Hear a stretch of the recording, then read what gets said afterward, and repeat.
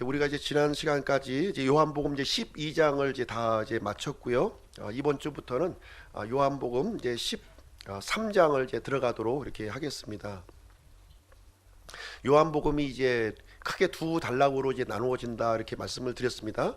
1장부터 12장까지 하고 이제 13장부터 이제 21장까지 이렇게 나누어져 있습니다. 1장부터 12장까지 이렇게 내용을 보시게 되면 이제 요한복음 1장에 그 요약이 기록이 되어 있어요. 요약. 1장부터 12장까지 요약을 한번 보시겠는데요. 요한복음 1장 11절 12절 말씀을 한번 보시도록 하겠습니다.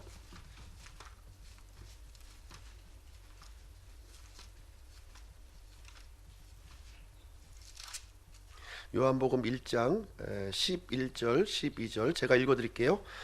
그분께서 자기 백성에게 오심에 그분의 백성이 그분을 받아들이지 아니하였으나 그분을 받아들인 자들 곧 그분의 이름을 믿는 자들에게는 다 하나님의 아들이 되는 권능을 그분께서 주셨으니, 여기 보시게 되면 예수님을 이제 받아들이는 사람과 받아들이지 않는 사람들로 이렇게 두 부류로 이렇게 구분이 되고 있습니다. 다수의 사람들, 이제 예루살렘 땅에 있는 다수의 사람들은 이제 구원자로 오신 예수님을 이제 받아들이지 아니했다 이렇게 기록을 하고 있습니다. 그리고 소수의 사람만이 예수님을 이제 구원자로 이제 받아들이게 되었는데, 이 사람들에게는 하나님의 아들이 되는 권능을 하나님께서 허락해 주셨다 이렇게 여기에 기록을 해주고 있습니다. 역사적으로 이렇게 쭉 살펴보시게 되면 진리를 따르기로 이렇게 결정하는 사람들이 항상 소수였음을 우리가 알 수가 있습니다. 소수의 사람만이 하나님께서 이 정하신 이 진리를 선택하고 따랐다는 것을 말씀해주고 있습니다. 요한복음 12장 36절로 한번 가서 보실게요. 요한복음 12장 36절 첫째 단락의 이제 마지막 부분이 이제 되겠는데요. 여기 보시면 너희에게 빛이 있을 동안에 빛을 믿으라. 그리하면 너희가 빛의 자녀들이 되리라 하시니라. 예수님께서 이것들을 말씀하시고 떠나서 그들로부터 자신을 숨기시니라. 그래서 예수님께서는 이제 자신이 있는 동안에, 빛으로 있는 동안에 빛을 믿을 것을 이렇게 말씀해 주셨습니다. 그리고 이제 이 말씀을 하시고 나서 떠나서 그들로부터 자신을 숨기셨다 하는 내용이 여기에 기록이 되어 있습니다. 그래서 우리는 빛이 있을 동안에 이제 빛을 믿어야 되는 거예요. 그래서 항상 구원의 기회, 믿을 수 있는 기회가 우리 가운데 주어지는 것이 이제 아닙니다. 언젠가는 끝나는 때가 이제 반드시 있다, 이 말씀을 해주고 있습니다. 특별히 요한복음 12장 36절 말씀은요, 이스라엘 민족 전체에게 적용되는 말씀이에요. 개인적으로도 적용이 가능하지만 이스라엘 전체 민족에게 적용되는 말씀이 되겠습니다. 이 때를 기점으로 해서 이제 예수님은 이스라엘 민족으로부터 자신이 이제 숨겨진 존재가 되었다, 이 얘기를 이제 여기서 해주고 있는 것입니다. 이스라엘 민족을 향한 이제 하나님의 경륜이 중단되었다 하는 것을 여기서 의미하고 있습니다. 그들로부터 자신을 숨기신다 이렇게 기록을 하고 있습니다. 하나님께서 징계하시는 방법이 이제 세 가지가 있다 이렇게 말씀을 드렸는데요. 첫 번째는 이제 잘못했었을 때 책망하고 징계를 하시는 거예요. 책망하고 징계하십니다. 그 다음에는 숨으시는 거예요. 숨으시는 겁니다. 찾을 수 없도록 숨으십니다. 세 번째는 내버려 두시는 겁니다. 내버려 두시는 방법으로 하나님께서는 징계를 해주고 있습니다. 13장부터는 이제 새로운 내용이 이제 진행이 되고 있는데요. 예수님은 이제 이스라엘 민족을 향한 이제 공적인 사역은 이제 다 끝났어요. 이제 마무리가 되었고요. 이제 내일이면 이제 하나님의 어린 양으로서 십자가에서 죽으시게 됩니다. 마가복음 10장 45절에 이제 보시게 되면 예수님께서 이제 오신 목적을 이제 거기에 기록하고 있는데, 많은 사람들의 대속물이 되시기 위해서 이제 오셨다 이렇게 기록을 해주고 있습니다.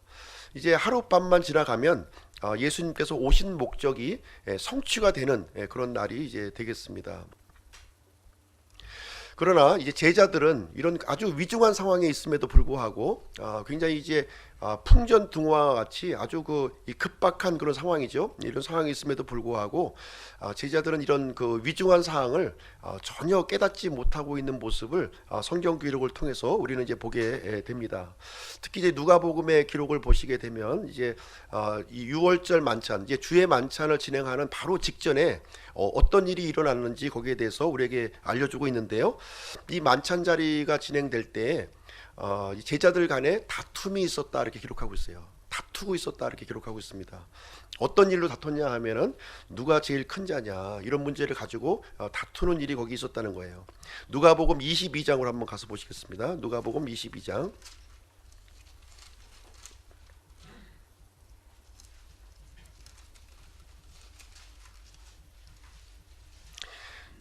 24절로 30절까지 말씀입니다.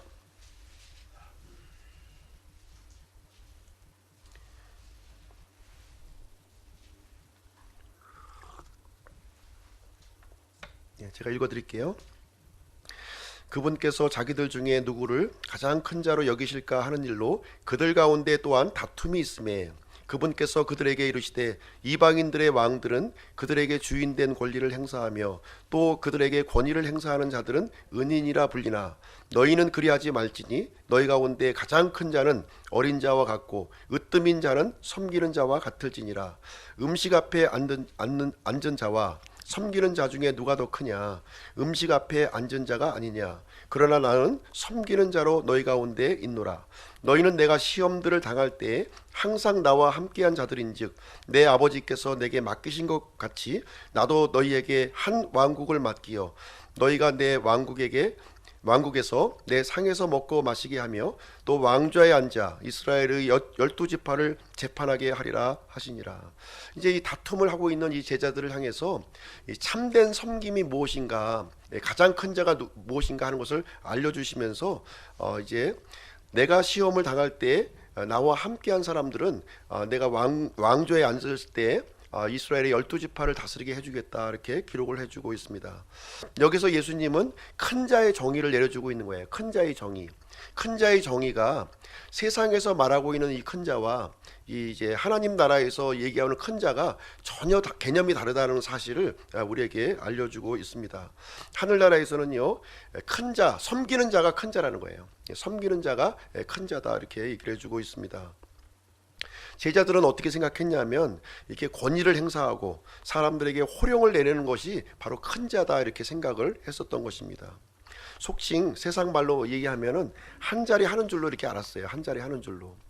그러나 이 주님께서는 정반대의 내용을 이제 제자들에게 알려주시고 있는 내용이 되겠습니다. 너희들이 진정으로 큰 자가 되고자 하느냐? 그러면 이 땅에서 철저하게 섬기는 자가 되어야 할 것을 말씀해주고 있습니다. 30절 말씀해 보시게 되면은 이 땅에서 섬기는 자에게 어떤 특권이 주어지냐면 너희가 내 왕국에서 내 상에서 먹고 마시게 하며 내 왕좌에 앉아 이스라엘의 12지파를 재판하게 하리라 이렇게 말씀해 주고 있습니다. 이 가룟 유다 여기 해당됩니까? 안 됩니까?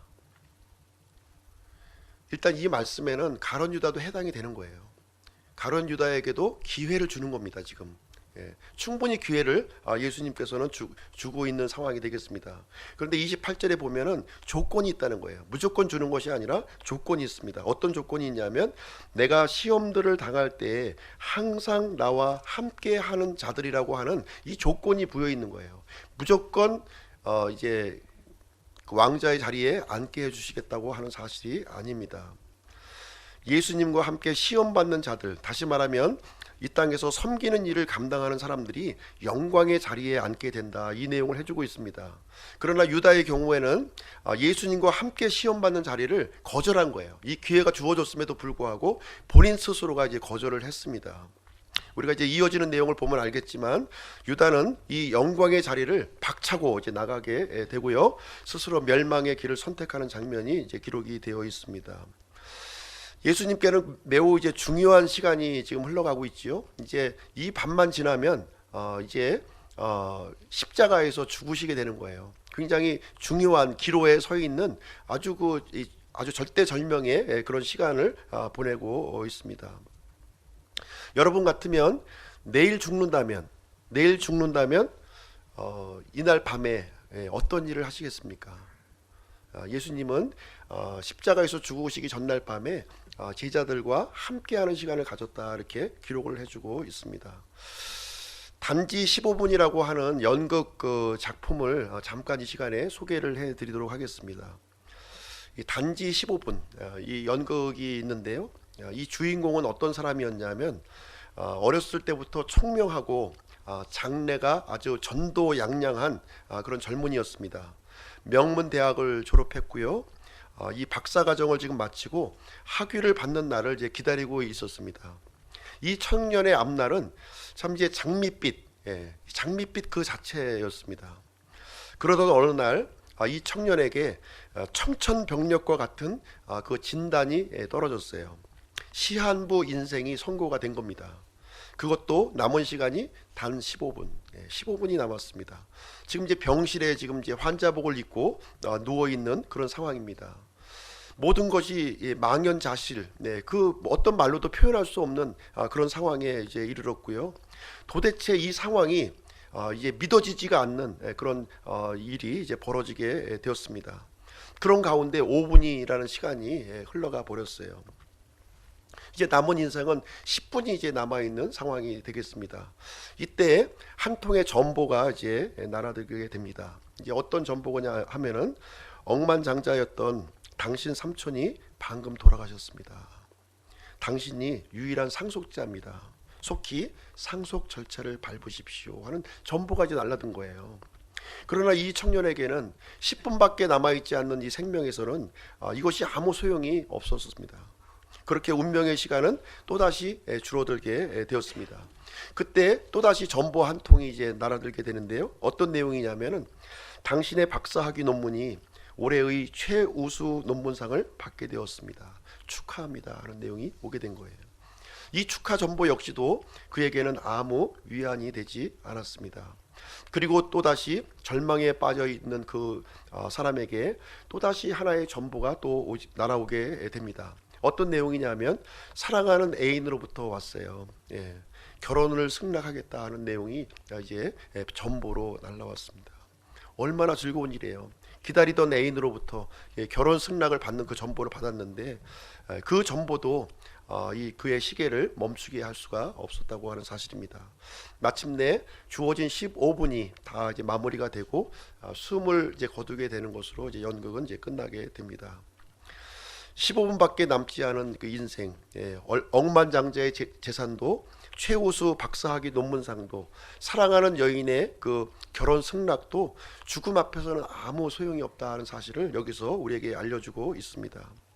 그래서 죽음 앞에 둔 사람에게 가장 소중한 것이 무엇이냐, 진짜 소중한 것이 무엇이냐 하는 것들을 생각하게 해주는 그런 연극이 되겠습니다. 예수님은 지금 이제 하룻밤이 남은 거예요. 이 땅에서의 삶이 이제 하룻밤 이제 남아 있는 사람 이제 삶을 남겨놓고 있습니다. 예수님은 이제 어떤 분이시냐면 창조주 하나님이세요. 창조주 하나님으로서 사람의 몸을 입고 이제 이 땅에 오셨습니다. 예수님은 자신으로만 봐도 조금도 부족함이 없는 그런 분이셨습니다. 그럼에도 불구하고 하늘 영광 버리시고 사람의 몸을 입으시고 사람의 일생을 지금 살아주셨습니다. 예수님의 일생을 이렇게 쭉 살펴볼 때 참 진정으로 우리가 가치 있는 인생이 무엇이냐 하는 것들을 한번 우리에게 알려주고 있다고 하는 사실입니다. 예수님은 어떤 인생을 사셨냐면 33년 반의 이제 생애를 사셨는데요. 섬기는 인생을 사셨다는 거예요. 철저하게 섬기는, 본인을 위해서는 단 1분 1초도 사용하지 아니하셨고 모든 것을 다른 사람들을 위해서 하나님의 뜻을 순종하는 일에 들여졌던 삶을 우리 성경 기록을 통해서 우리는 살펴보게 되는 것입니다. 마지막 이 죽음까지도 자신이 잘못해서 죽은 것이 아니라 다른 사람의 이 죄를 대신해서 대속물로서의 죽음을 지금 이제 맞이하게 되는 그런 상황에 지금 이제 놓여지게 되고 있는 것입니다. 그래서 오늘은 우리가 이제 예수님의 인생의 마지막 날, 이 날을 어떻게 보내셨는지 그 내용을 한번 살펴보고자 하는 것입니다. 3년 반 동안, 무려 3년 반 동안 예수님의 제자들과 함께하는 시간을 이제 가졌어요. 예. 지금까지 공생의 기간 동안에는 믿지 않는 사람들과 이렇게 함께 하셨습니다. 믿지 않는 사람들과 함께 하시면서 이렇게 사람들을 섬기시는 그런 일을 진행해 주셨고, 이제 마지막 밤, 이 밤은 이제 자신을 믿고 따랐던 자신의 제자들을 위해서 친밀한 시간을 지금 가지려고 하는 그런 상황에 놓여지고 있습니다. 그래서 오늘 이제 본문 말씀을 통해서 말씀의 제목은 끝까지 사랑하시니라 하는 제목을 가지고 오늘 이제 본문의 말씀을 전해드리도록 이렇게 하겠습니다. 요한복음 13장 1절 말씀인데요.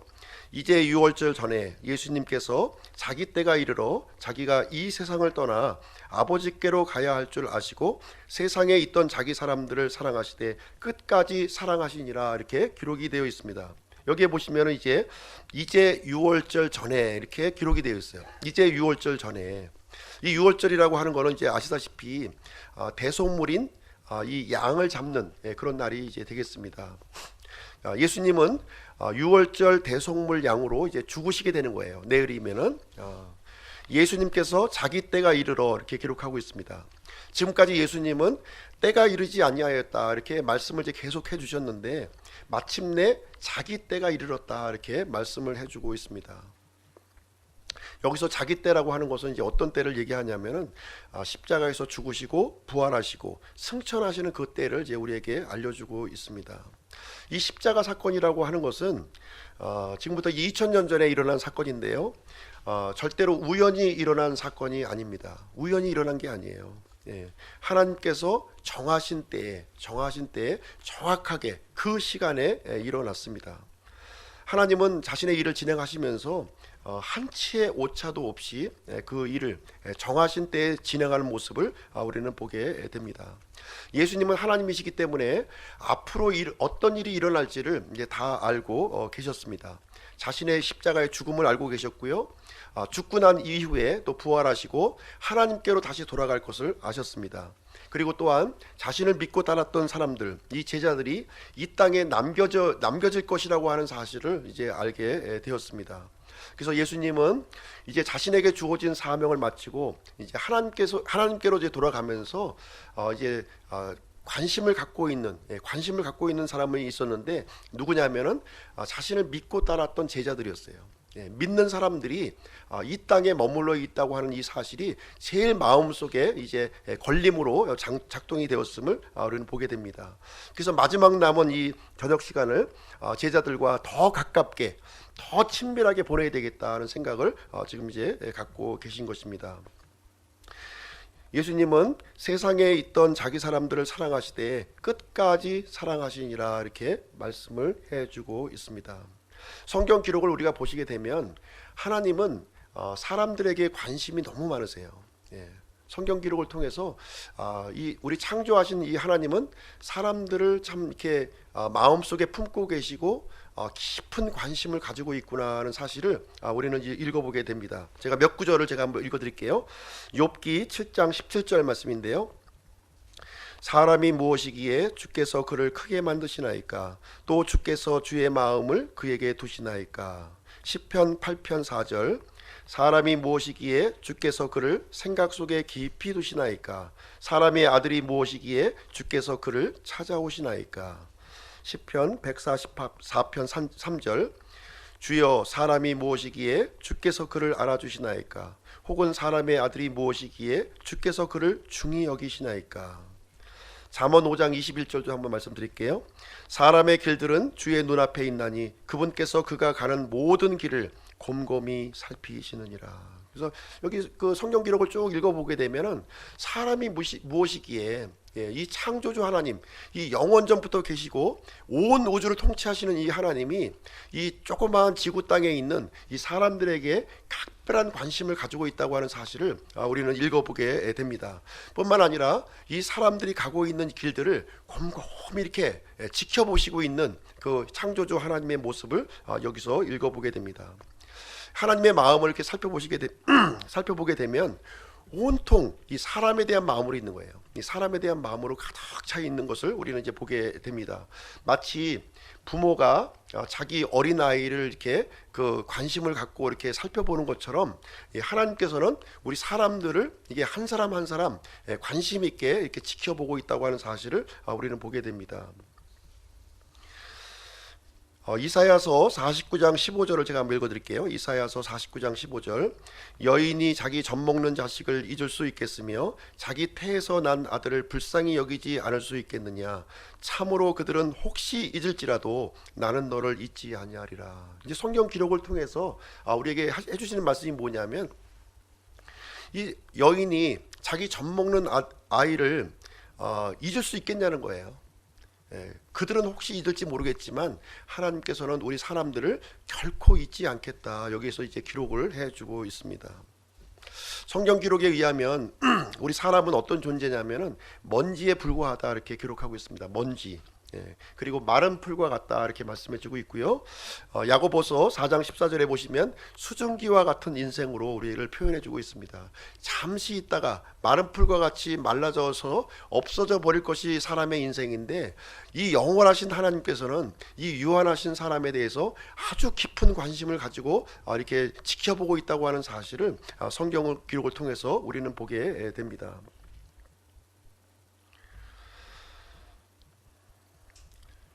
이제 예수님께서 이제 사람의 몸을 입고 이 땅에 오셨는데요. 예수님께서 오셔서 이 땅에서 하신 일을 보게 되면 하나님의 마음을 조금은 헤아릴 수가 있는 것 같아요. 조금은 예수님이 어떤 일을 하셨는가, 이제 사복음서를 통해서 예수님이 하신 일을 이렇게 쭉 살펴보면은 하나님이 어떤 마음을 가지셨을까 하는 것이 좀 이제 생각을 이제 좀 약간 어느 정도 가늠을 할 수 있겠다는 생각을 갖게 됩니다. 예수님은 어떤 일을 하셨냐면은 병자들을 돌보셨어요. 오셔서 병자들을 돌보셨고요. 악한 영에 사로잡혀 있는 사람들을 이렇게 풀어주시는 일을 이렇게 진행해 주셨고요. 그리고 나병 환자들을 또 깨끗하게 이렇게 해주셨습니다. 그리고 아주 친하게 친밀하게 지냈던 사람이 있었는데 누구냐면은 죄인과 세리와 창녀들, 이 세상에서 소외받은 사람들과 이렇게 또 가까이 하셨던 모습을 또 보게 됩니다. 그리고 사람들을 이렇게 보시면서 이렇게 이 목자 없이 방황하는 사람들을 보면서 불쌍한 마음, 연민의 마음을 가지셨다고 성경은 우리에게 말씀을 해주고 있습니다. 심지어 예수님은 이렇게 그 사회에서 배척받는 사람만 이렇게 그 사랑하신 것이 아니라 예수님을 죽이려고 대항했던 사람들도 사랑하셨음을 우리는 이제 보게 됩니다. 이스라엘의 종교 지도자들도 사랑했고요. 이 헤롯과 빌라도와 같은 통치자들도 예수님께서는 사랑하는 마음을 가졌음을 우리는 이제 보게 됩니다. 마치 이제 하나님께서 이 태양을 이 악한 사람과 선한 사람에게 골고루 이렇게 비춰주시는 것처럼 비록 이제 모든 사람을 이렇게 사랑하시는 이게 관심을 가지시는 예수님의 모습을 우리는 보게 됩니다. 근데 여기 이제 본문 말씀을 통해서 우리가 이제 한 가지 볼 수 있는 것은 무엇이냐면은 예수님을 믿기로 거부한 사람들, 이 사람들은 사랑하시지만 좀 이제 사랑의 그 강도가 조금 약해요. 그냥 사랑하십니다. 사랑하셔요. 끝까지 사랑하지는 않는다는 거예요. 하나님의 사랑이 이렇게 끝마침이 있다고 하는 사실입니다. 끝마침.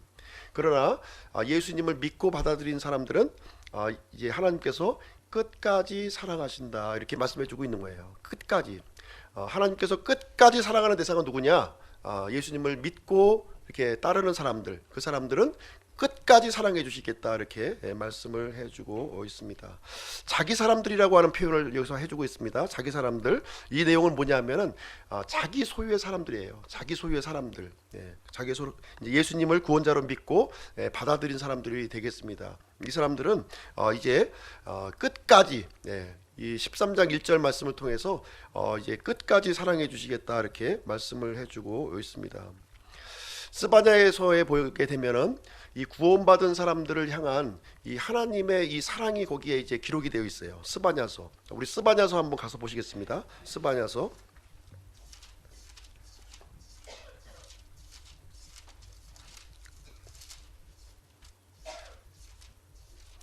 스바냐서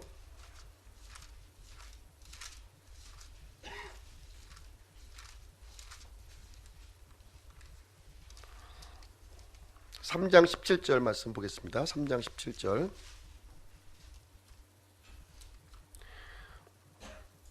같이 같이 한번 읽어보실게요. 시작. 내 한가운데 계시는 주 내 하나님은 능하신 이시니 그분께서 구원하시고 너로 인해 기뻐하며 즐거워하시고 친히 사랑하시는 가운데 안식하시며 너로 인해 노래를 부르고 기뻐하시리라. 여기 보시게 되면은 우리 한가운데 계시는 하나님은 능하신 하나님이시다 이렇게 말씀을 해주시면서 너로 인해 구원받은 너로 인해 기뻐하며 즐거워하신다 이렇게 기록하고 있어요. 기뻐하며 즐거워한다. 그리고 친히 사랑하시는 가운데 안식하신다 이렇게 기록을 해주고 있습니다. 그리고 너로 인해 노래를 부르고 기뻐하시리라 이렇게 기록하고 있습니다. 우리 구원받은 우리 이 자기 소유의 사람들을 향해서 지금 이제 하나님이 기뻐하며 즐거워하시고 우리 가운데 안식하시고 또 노래를 부르시면서 기뻐하시는 장면이 여기에 기록이 되어 있는 거예요. 그러니까 하나님께서 노래를 부르면서 지금 이제 이 구절을 좀 자세히 좀 읽어보게 되면 이 하나님께서 노래를 부르시면서 덩실덩실 춤을 추는 장면이 여기에 이제 글자로 표현하고 있는 거예요. 이게 글자로 읽다 보니까 좀 이 감흥이 좀 우리에게 전달되지 않지만은 하나님께서 이 글씨를 한 글자 한 글자 기록하시면서 우리에게 알려주신 내용은 뭐냐면 우리 구원받은 사람들이 참 이 너무나도 기쁨에 겨워서 이렇게 견딜 수가 없어가지고 이제 막 노래를 부르면서 이렇게 막 덩실덩실 춤을 추는 그런 표현을 여기서 해주고 있습니다.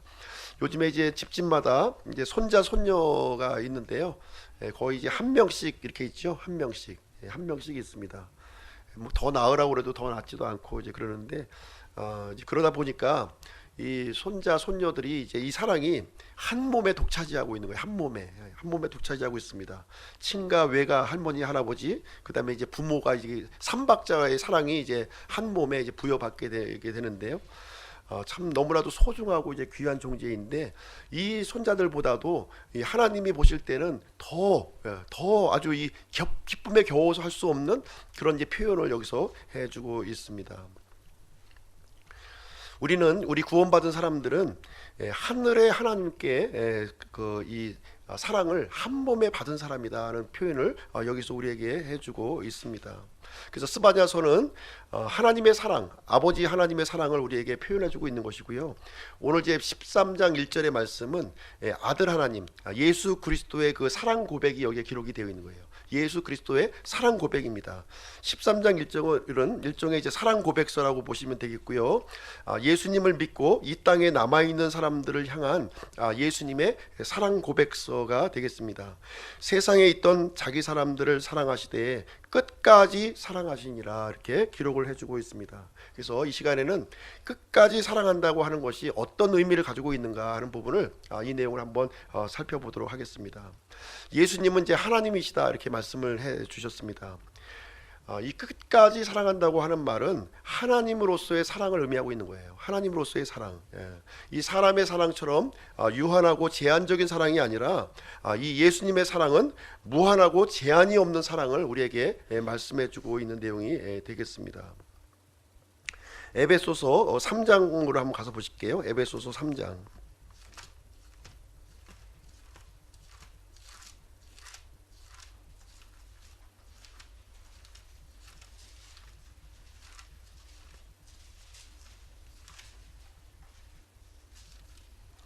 에베소서 3장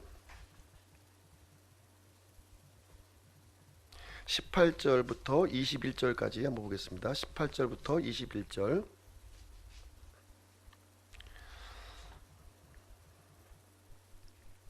17절부터 보겠습니다. 17절.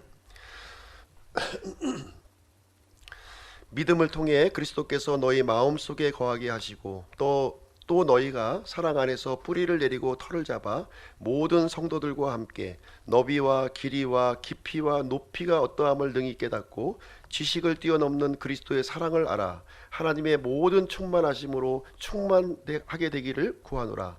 이제 우리 안에서 일하는 권능에 따라 우리가 구하거나 생각하는 모든 것 이상으로 힘이 넘치도록 능히 행하실 분에게 곧 그분에게 영광이 그리스도 예수님을 통해 교회 안에서 모든 시대에 걸쳐 끝없이 세상까지 있기를 원하노라. 아멘. 여기 이제 이 내용은 무슨 내용이냐면 사도 바울이 에베소 성도들을 위해서 이제 기도하는 그런 내용이 여기 이제 담겨져 있습니다. 에베소 성도들을 위해서 어떤 기도를 하고 있냐면은 17절 말씀을 이렇게 보시게 되면 사랑 안에 뿌리를 내리고 털을 잡으라 이렇게 얘기하고 있습니다. 사랑 안에 뿌리를 내리고 털을 잡으라. 이 사랑은 어떤 사랑이냐면 하나님의 사랑을 의미하고 있는 거예요. 예수님께서 우리에게 베풀어 주신 십자가에서 베풀어 주신 그 사랑 안에 뿌리를 내리고 털을 잡으라고 하는 내용이 되겠습니다. 예수님께서 우리에게 베풀어 주신 사랑이 어떤 사랑이냐 하는 것을 18절 말씀에서 우리에게 알려주고 있습니다. 어떤 사랑이냐면 너비와 길이와 깊이와 높이가 청량할 수 없는 그 사랑을 우리에게 주셨다 이렇게 말씀을 해주고 있습니다. 그래서 19절 말씀에 이 그리스도의 사랑이 우리 가운데 충만하게 임하기를. 지금 에베소 성도들은 지금 어떤 상황이 있냐면요, 지금 이제 로마 제국으로부터 핍박을 받는, 고난을 받고 있는 상황에 있어요. 굉장히 육체적으로 힘든 상황이에요. 이런 힘든 상황에서 이제 사도 바울이 이제 하나님 앞에 기도하기를, 예수 그리스도께서 우리에게 베풀어 주신 그 사랑 안에 뿌리와 이제 털을 내리라고 이렇게 얘기를 해주고 있고, 예수님께서 우리에게 베풀어 주신 사랑은 엄청난 사랑이라는 거예요. 그 너비와 길이와 높이와 깊이를 헤아릴 수 없는 그 사랑을 우리에게 부어주셨는데, 그 사랑으로 충만하게 임해주기를 기도하는 장면이 거기에 기록이 되어 있습니다. 그 사랑은 이제 21절 말씀에 보시면은 모든 시대에 걸쳐 끝없는 세상까지 있기를 원하노라 이렇게 말씀을 해주고 있습니다. 예수님의 사랑은 잠깐 우리에게 주어졌다가 없어지는 사랑이 아니라 이 세상 끝날까지 계속적으로 이어지는 그 사랑을 우리에게 주셨다고 하는 사실이 되겠습니다. 그래서 예수님께서 자기 사람들을 끝까지 사랑하셨다고 하는 이 말은 측량 없는 사랑을 우리에게 베풀어 주셨다는 거예요. 길이에 있어서, 넓이에 있어서, 높이에 있어서, 깊이에 있어서 측량 불가의 사랑을 우리에게 알려주시고 있습니다. 그래서 영원한 사랑, 예수님께서 우리에게 사랑해 주신 이 끝까지 사랑한다고 하는 말은 영원한 사랑을 의미하고 있는 거예요. 엔드리스 러브입니다. 끝까지 사랑하는 그 사랑을 우리에게 주어진 것입니다. 끝까지 사랑한다고 하는 이제 두 번째 의미를 이제 말씀드리면은 이제 결사적인 사랑이에요. 내가 끝까지 널 사랑하겠다 하는 이 말은 목숨 걸고 내가 사랑하겠다고 하는 의미를 여기서 이제 갖고 있습니다. 이 내용은 무슨 내용이냐면, 예수님께서 우리를 사랑하시되 자신의 생명을 담보를 하시겠다는 거예요. 이 창조주 하나님의 생명을 담보하시겠다 이렇게 말씀을 해주고 있습니다. 로마서 8장으로 한번 가서 보실게요. 로마서 8장. 로마서 8장 32절 말씀 보겠습니다.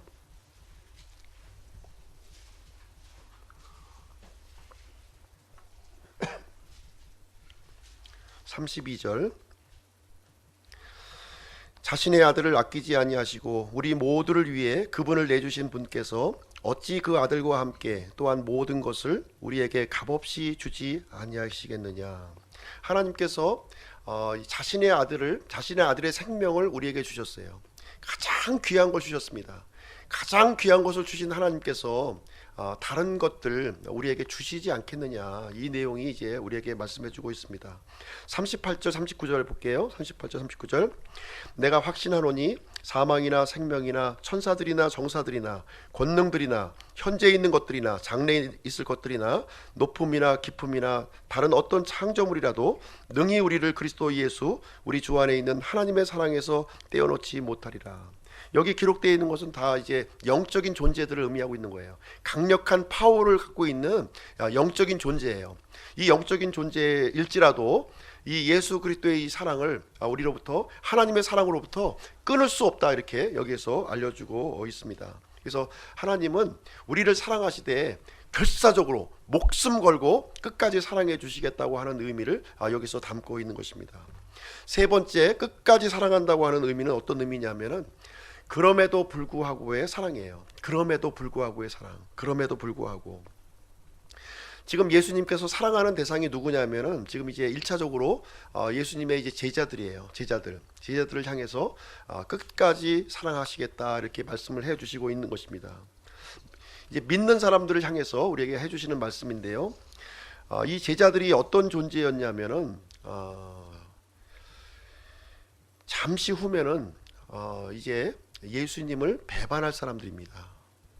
잠시 후면은 예수님이 십자가에 달리셨을 때 다 도망칠 사람들이에요. 예. 잠시 후면은 예수님을 3번 부인할 사람들이에요. 예. 도마와 같은 경우에는 예수님의 부활을 눈으로 보기 전에는 믿지 못하겠다고 이렇게 해야 될 사람입니다. 이런 이런 사람들을 향해서 지금 이제 끝까지 너희들을 내가 사랑하겠다 지금 이렇게 말씀을 해주고 있습니다. 사도 요한은 지금 이제 이 예수님의 이 말씀을 회상하고 있는 거예요. 지금 이제 주후 90년경에 요한복음이 이제 기록되었습니다. 예수님께서 십자가에서 죽으시기 전날 밤에 내가 너희들을 끝까지 내가 사랑하겠다 하실 때는 이 제자들이 자신을 배반하고 도망칠 것들을 뻔히 알면서도 그 사랑 고백을 해주셨다고 하는 사실을 여기에게 기록해 주고 있습니다. 제자들은 결정적인 약점이 있었어요. 예. 결정적인 약점이 있음에도 불구하고 제자로 삼아 주셨습니다. 그럼에도 불구하고 예수님을 끝까지 사랑해 주시겠다 이렇게 말씀을 해주고 있습니다. 제자들의 이 믿음은 철부지와 같은 믿음이었어요. 그럼에도 불구하고 사랑해 주셨습니다. 제자들은 실수와 잘못을 했습니다. 그럼에도 불구하고 사랑해 주셨어요. 제자들은 무지하고 배은반덕했어요. 그럼에도 불구하고 사랑해 주셨습니다. 유다의 배신을 알았음에도 불구하고 끝까지 사랑해 주신다 이렇게 말씀을 해 주셨습니다. 예수님은 십자가에서 자신의 생명을 내어주심으로 말미암아 끝까지 사랑하신다고 하는 것을 나타내 보여주셨습니다. 예수님의 사랑은 어떤 사랑이냐면요, 이 제자들의 범법, 허물을 뛰어넘는 사랑이에요. 예. 너희들이 나를 배반했어? 이렇게 거기에 대해서 안갚음하는 것이 아니라 그럼에도 불구하고 그런 모든 허물과 범법에도 불구하고 그것을 다 이렇게 포용하는 그 사랑이 바로 끝까지 사랑한다고 하는 사실을 우리에게 알려주고 있습니다. 이것은 제자들의 상태와 관계없이 전적으로 주님의 의지요 결단으로 지금 이제 이 사랑 고백을 우리에게 해주고 있습니다. 한번 우리 자신도 한번 생각을 해보시면 좋을 것 같아요. 지금 이 순간도 예수님 우리를 끝까지 사랑해 주신다고 말씀을 해주고 있습니다. 그러나 우리가 이 시간을 떠나서도 여전히 우리는 믿음에 실패할 거예요. 또 앞으로 넘어질 겁니다. 여전히 또 실수도 할 수 있을 것입니다. 여전히 불성실할 수도 있을 거예요. 하나님의 마음을 아프게 할 수도 앞으로 있을 겁니다. 그럼에도 불구하고 예수님께서는 우리를 끝까지 사랑해 주시겠다 이렇게 우리에게 고백을 해주고 있는 것입니다. 그래서 끝까지 사랑해 주신다고 하는 말은 그럼에도 불구하고 우리를 사랑해 주시겠다는 말씀이 되겠습니다. 비록 우리가 잘못한다 할지라도, 우리가 주님의 손을 놓은다 할지라도 예수 그리스도를 이제 구원받은 사람은 끝까지 자신이 붙들은 이 손을 놓지 않겠다 이렇게 말씀을 해주고 있습니다. 예수님은 우리 구원받은 사람들이 완벽한 모습을 원하지 않으세요. 실수할 거를 아십니다. 잘못할 것도 알고 죄를 지을 것도 압니다. 그럼에도 불구하고 우리를 사랑하고 계신 건데요, 중요한 것은 우리의 마음가짐과 이 태도가 중요하다는 거예요. 마음가짐과 태도가 중요합니다. 베드로와 같이 부인할지라도 다시 돌아오기를 원한다는 거예요. 도마와 같이 의심할지라도 다시 이렇게 확신하는 자리에 있기를 원한다고 하는 사실입니다. 두려움 가운데 도망칠 수 있어요. 그럼에도 불구하고 다시 돌아오기를 원하신다고 하는 사실입니다. 유다와 같이 계속해서 불법의 자리에 있기를 원치 않으신다고 하는 사실입니다. 예수님은 우리가 처한 이 어렵고 힘든 상황을 다 알고 계세요. 다 알고 계십니다. 그러나 계속해서 불법 가운데 머물지 말라는 거예요. 실수는 할 수 있지만 실수를 하더라도 다시 돌이켜서 이 사랑 안으로 다시 돌아올 것을 주님은 우리에게 원하고 있습니다. 세상에 있던 자기 사람들을 사랑하시되 끝까지 사랑하셨다 이렇게 말씀을 해주고 있습니다. 그리고 예수님께서 이제 끝까지 사랑해 주시겠다고 하는 것은 네 번째 어떤 이유냐면 최고의 사랑입니다. 베스트 사랑이에요. 최고의 사랑. 우리가 지금 이제 애인들한테 아마 이제 연애를 다 해보셨겠지만 애인에게 이제 사랑 고백을 하면은 어떻게 합니까? 나 사랑해 이렇게 물어보면은 답변을 어떻게 하셨나요? 하늘만큼 땅만큼 사랑해. 아니면 달도 따주고 별도 따줄게.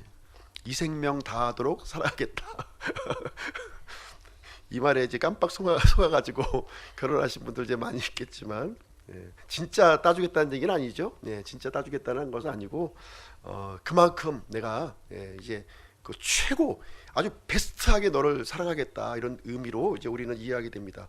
그래서 예수님께서 우리를 끝까지 사랑해야 된다는 말은 이 말이에요.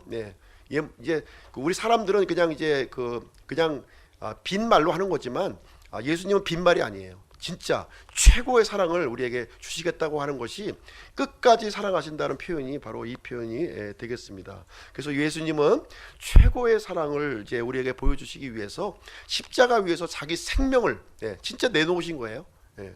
한번 그 애인한테 진짜 한번 생명 한번 내놔봐 하면은 못하잖아요. 그러나 예수님은 생명을 이제 내놓으시면서 우리를 사랑해 주셨음을 우리는 보게 됩니다.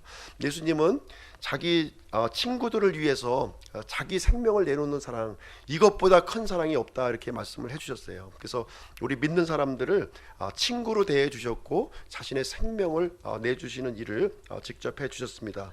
그래서 우리들은 예수님의 가장 큰 사랑, 최고의 사랑을 한 몸에 받은 사람이라고 하는 사실을 우리에게 말씀해 주고 있습니다. 결론을 내리도록 하겠습니다. 예수님께서 왜 우리 믿는 사람들을 끝까지 사랑해 주시나요? 이게 실수를 할 것을 뻔히 알면서도, 죄를 지을 것도 뻔히 알면서, 또 앞으로 하나님의 마음을 아프게 할 것도 알면서 왜 끝까지 사랑해 주시나요? 그 이유는 뭐냐면 함께 사랑하기 위해서 그래요. 함께. 지금까지는 예수님이 짝사랑이었어요. 짝사랑이었지만 이제 예수님의 이 사랑 안에 너희들이 들어와서 함께 사랑하자, 이 내용이 여기에 포함이 되어 있는 겁니다. 이 사랑의 고백을 듣고 너만 사랑해, 나는 그냥 사랑만 받을게, 이것은 합당한 태도가 아니라는 거예요. 그렇게 최고의 사랑을 베풀어 주었다면 이제 나는 이제 그 사랑 안에 나도 함께 거해서 같이 주님과 나와 사랑의 관계를 함께 갖겠다고 하는 이 결단이 매우 이제 필요하다고 하는 말씀이 되겠습니다. 요한복음 13장 1절 다시 한번 제가 읽어드릴게요. 이제 유월절 전에 예수님께서 자기 때가 이르러 자기가 이 세상을 떠나 아버지께로 가야 할 줄 아시고 세상에 있던 자기 사람들을 사랑하시되 끝까지 사랑하시니라, 이렇게 기록하고 있습니다. 이 끝까지 사랑한다고 하는 것은 영원한 사랑입니다. 결사적인 사랑이에요. 그럼에도 불구하고 사랑입니다. 최고의 사랑을 우리에게 이제 베풀어 주시고 있습니다. 이 엄청난 사랑이 우리에게 부어졌고요, 폭포수와 같이 이렇게 부어졌습니다. 온 우주가 놀라고 또 천사들이 놀라고 마귀 루시퍼도 이 하나님의 이 위대한 사랑에 이제 놀랐습니다. 그런데 이제 문제가 생겼어요. 문제. 이 하나님의 이 위대한 사랑에 대해서 이 당사자인 사람만 안 놀라는 거예요. 사람만 안 놀래요. 천사도 놀래고 우주도 놀래고 마귀 루시퍼도 놀랬는데 정작 사랑의 당사자 본인만, 사람만 놀라질 않는 거예요. 왜 놀라지 않을까? 참 아이러니한 일이죠. 사람들은 하나님의 사랑에 관심이 없다는 거예요. 일단 사랑보다 물질이 관심이 있는 겁니다. 물질. 하나님 사랑보다는 저는 물질이 더 필요해요. 이 마음을 가지고 있는 거예요. 물질.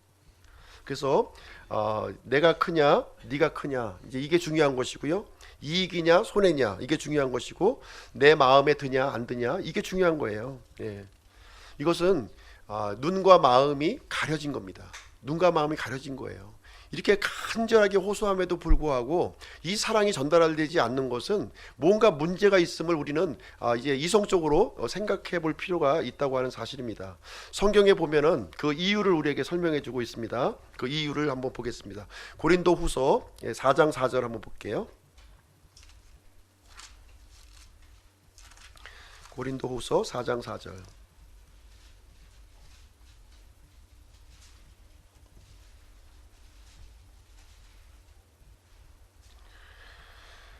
같이 읽겠습니다. 시작. 그들 속에서 이 세상의 신이 믿지 않는 자들의 마음을 가려 하나님의 형상이신 그리스도의 영광스러운 복음의 빛이 그들에게 비치지 못하게 하였느니라.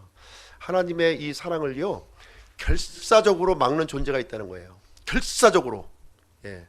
믿지 않는 사람에게도 결사적으로 막고 있고요, 우리 믿는 사람에게조차도 하나님의 사랑이 전달되지 않도록 결사적으로 막는 존재가 있다는 겁니다. 그 존재가 누구냐면은 바로 이제 이 세상 신이다, 이렇게 표현을 해주고 있습니다. 이 세상 신. 믿지 않는 사람들은 이 구원의 광채가 전달되지 못하게 하는 거예요. 우리 믿는 사람들도 이 하나님의 이 절절한 사랑이 전달되지 못하게 하는 거예요. 한번 이 예수님의 사랑을 아마 우리 사랑하는 사람에게 한번 이것을 고백을 해보세요. 이런 사랑을 고백하고서 받아들이지 않는다고 하는 것은 진짜 이 가슴에 철판을 깔아놨다든가 뭔가 심각한 병에 걸렸다고 하는 사실을 우리는 이제 알아야 되는 겁니다. 이런 분별력을 우리가 갖고 있어야 되는 거예요. 이 일이 이 믿지 않는 이 세상 신이, 마귀가 이것을 가로막고 있구나, 이것을 분별력을 가져야 한다는 것을 말씀해 주고 있습니다. 그래서 하나님께서는 이 자신의 사랑을 성경 기록을 통해서 우리에게 호소하고 있고요, 선포자들을 통해서 지금 이제 변함없이 호소하고 있는 내용이 되겠습니다. 들을 귀 있는 사람들은 성령께서 하시는 말씀을 알아들어야 되는 거예요. 귀를 열어야 되는 겁니다. 귀를 열어서 들어야 되는 거예요. 그래서 이것이 만약에 잘 들리지 않는다면 무엇인가 막고 있다는 거예요. 무엇인가 문제점을 이제 있다고 하는 사실을 이제 깨닫고 하나님의 사랑을 깨닫게 해달라고 기도해야 되는 겁니다. 기도하고 예수님의 사랑이 나에게 부어지기를 기도하고 예수님의 사랑이 충만해지기를 하나님 앞에 나와서 기도해야 될 필요성이 있는 것입니다. 이 위대한 사랑은 예수 그리스도께서 십자가에서 죽으실 때 우리에게 이미 부어졌어요. 이미 부어졌습니다. 지금도 계속해서 부어주고 있습니다. 그래서 예수 그리스도의 사랑을 경험하기를 원하고 있고요, 아무리 이 세상 사는 것이 힘들어도, 아무리 이 세상 사는 것이 어려워도 끝까지 우리를 사랑하시겠다고 이 믿음 고백을 하신 이 예수님의 사랑에 대해서 우리가 반응해야 될 필요성이 있음을 성경은 우리에게 알려주고 있는 것입니다. 우리를 끝까지 사랑하는 예수님을 이제 붙드시기 바랍니다. 예수님의 사랑에 반응하고 순종하는 우리 기쁨 침례교회 성도님들이 되시기를 주님의 이름으로 축원드립니다. 한 주간 주님의 이름으로 승리하시기 바랍니다. 우리 그러면 찬송 한 곡 부르시고요, 오전 예배 마치도록 하겠습니다.